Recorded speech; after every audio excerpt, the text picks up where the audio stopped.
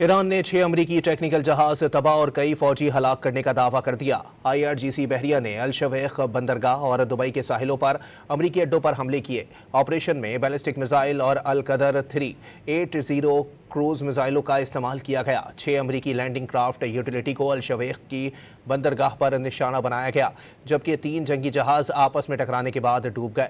बाकी 3 जल गए। दुबई के साहिल समंदर पर अमरीकी ड्रोन यूनिट के एहलकारों को निशाना बनाया गया। दुबई के होटल में कायम अमरीकी फौजियों के ठिकाने पर ड्रोन हमले किए गए।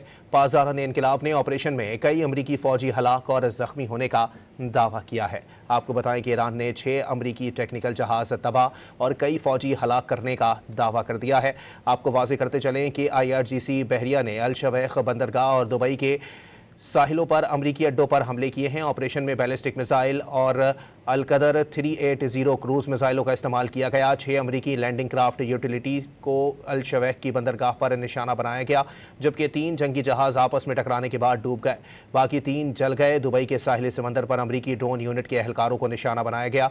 दुबई के होटल में कायम अमरीकी फौजियों के ठिकाने पर ड्रोन हमले किए गए। पासदारान इनकिलाब के मुताबिक ऑपरेशन में कई अमरीकी फौजी हलाक और जख्मी होने का दावा किया गया है।